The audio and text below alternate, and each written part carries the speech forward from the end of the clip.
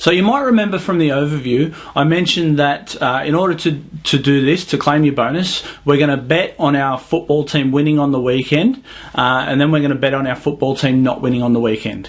Now, if you don't know what a betting exchange is, this might be easier said than done. The reason for that, let's say we bet on our football team winning, and then we go and bet on the other football team with another bookmaker. What if there's a draw? Then we lose both of our bets. Now, we're not gambling. We don't want to bet on there not being a draw. So we can't just go and bet on the other team winning. What we need to do is bet on our team winning and bet on our team not winning. And to do this, we need a betting exchange. Now, don't worry if this is a bit confusing. I'll just explain in a bit more detail what a betting exchange is. A betting exchange is where people can come together to bet against each other rather than betting against the sportsbook or the bookmaker. So as such, one of the person acts as the punter as usual, but the other one then acts like a bookmaker. So I'll give you an example. John gets on a betting exchange and offers odds of 3-1 that England beat Australia in the cricket. Mary accepts these odds and puts $100 on it. Now note that both of these people are just regular punters, neither of them are sports books or bookmakers. Now, in the unlikely event that England beats Australia, sorry, I couldn't help that one, you know I'm an Aussie, John has to pay Mary $300. If England doesn't win, John gets to keep Mary's $100 stake. You can do this in pretty much any sport, even horse racing. The act of being the bookie or offering odds is called laying a bet. So in our example, John was laying England to win. That's just the terminology that we use. Now there's just two other things I want to tell you about betting exchanges. So the first one is, because we're not betting against the sportsbook, we're betting against other people, there needs to be somebody else to take the other side of your bet. So we just need to keep an eye out on, we call this liquidity. We just need to keep an eye out on the liquidity. I'll run you through how to tell what the liquidity is in a sec. It's really, really simple. So the other thing that I just want to run over really quickly was commissions. Again, because we're not betting against the bookmaker, the betting exchange themselves have to make some profit. So what they do, they just charge a commission on winnings. Usually around 5% of your total winnings. But there's discounts for people that gamble often. Just before I get into the liquidity side of things, I just want to tell you the biggest and best betting exchange for you to use is Betfair. There's a link down below, so you can check that out. Now, if you're from the US, unfortunately, they don't take US citizens, so you won't be able to use Betfair. You're going to have to try one of the other ones. So a couple of the betting exchanges that take US citizens include Matchbook.com, iBetX.com, or eHorseX.com. All of these, there's a link to them below. eHorseX doesn't really cover a lot of sports, but then you don't really need any either. So to be honest, I haven't used these a lot because I'm not from the US, so just try them out and see which one you prefer.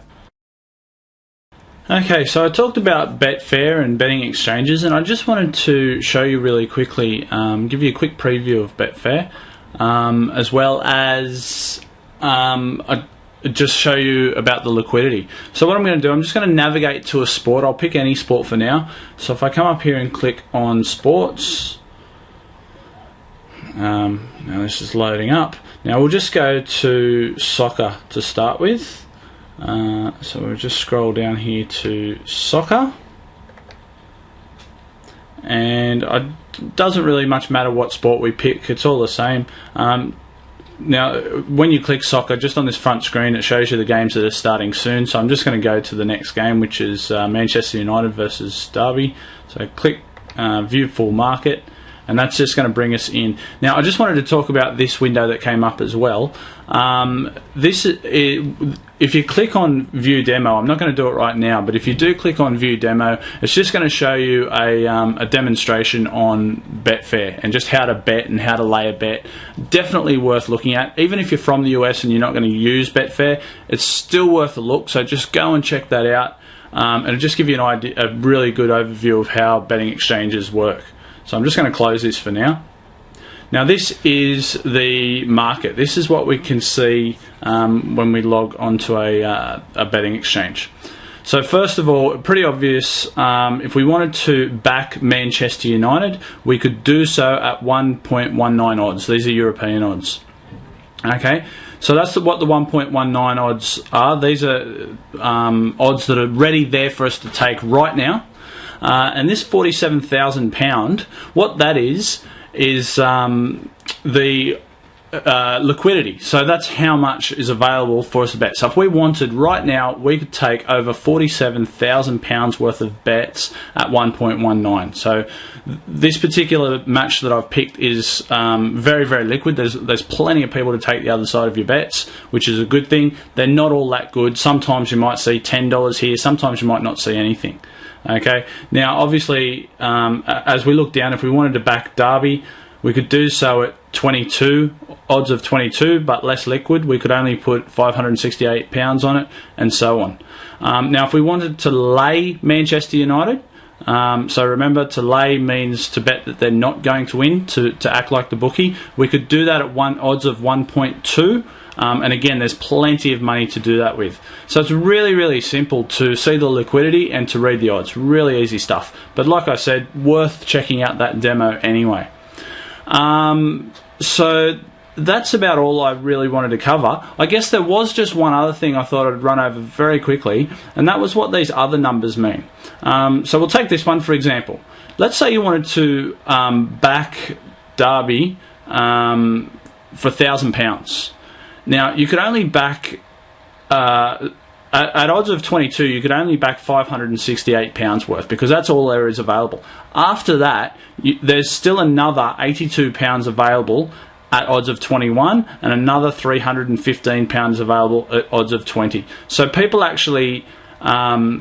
it's almost like the stock market. I don't know if you know how the stock market works, but you can put your orders in and wait for them to be filled. It works in the same manner.